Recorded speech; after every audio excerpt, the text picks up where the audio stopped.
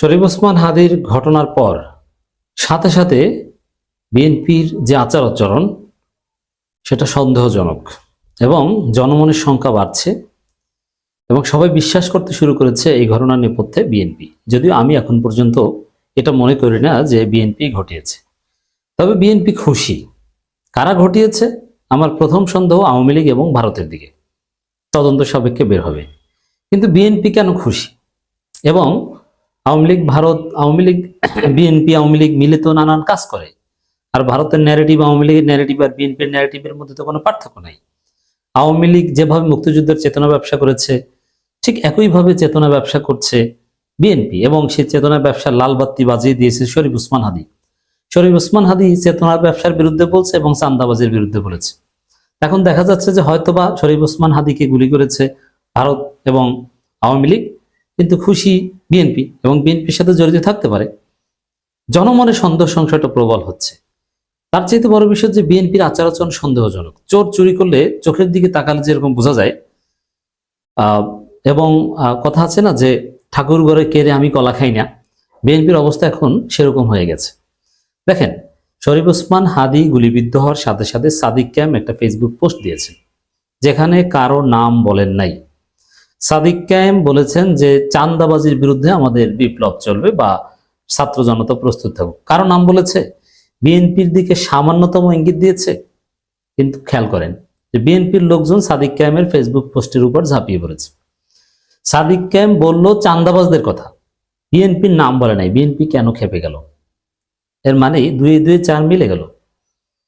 বুঝতে পারছেন? বিএনপির নাম বলা লাগে না, চাঁদাবাজ বললেই বিএনপি খেপে যায়। কেন ভাই? আপনার নাম বলেছে, তা আপনি কি চাঁদাবাজ? ওই যে ঠাকুর ঘরে কেড়ে আমি কলা খাই না, মিলছে হিসাব। এরপরে দেখেন, এখানে চিকিৎসা চলছে, শরীফ ওসমান হাদিকে দেখতে যাওয়ার কোনো সুযোগ নেই, অত্যন্ত ক্রিটিক্যাল সিচুয়েশনে।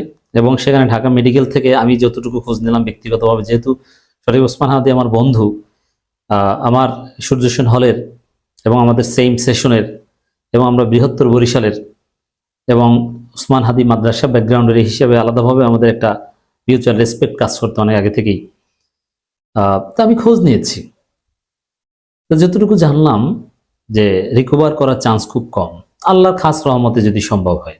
কিন্তু স্বাভাবিক মেডিকেল সায়েন্সের হিসাবে এই জায়গা থেকে ফিরে আসা ভেরি টাফ। কিন্তু স্টিল আমি যখন কথা বলছি তখন পর্যন্ত শরীফ ওসমান হাদি অ্যালাইভ। তো দর্শক, দেখেন, এই পরিস্থিতিতে তাকে দেখতে যাওয়া বা তার কাছে যাওয়া এরকম কোনো সুযোগ কিন্তু নেই। কিন্তু হঠাৎ করে মির্জা আব্বাস দৌড়ে গেলেন হসপিটালে। কেন ভাই? আপনি কি এখন শরীফ ওসমান হাদিকে দেখতে পারবেন? তার মাথায় হাত বুলাতে পারবেন? তা আপনি কেন দৌড়ে গেলেন? এর মানে জনগণ সন্দেহ করছে মির্জা আব্বাসকে। অনেকে বলছেন মির্জা আব্বাসকে গ্রেপ্তার করে রিমান্ডে নিতে হবে। তা মির্জা আব্বাস প্রচন্ড মানসিক চাপে দৌড়ে হসপিটালে গিয়েছেন। তো হসপিটালে যাওয়ার পর সেখানে ভুয়া ভুয়া স্লোগানের শিকার হয়েছেন।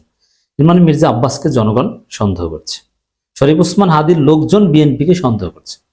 That is very significant. যে ভিকটিম যাকে সন্দেহ করে, যেমন এখন যদি শরীফ ওসমান হাদির ব্রেইন সক্রিয় হয় এবং তিনি যদি মামলা করেন, কার বিরুদ্ধে করবেন? তাকে কাদেরকে আসামি করবেন? সন্দেহভাজন হিসেবে শরীফ ওসমান হাদি কার কথা বলবেন?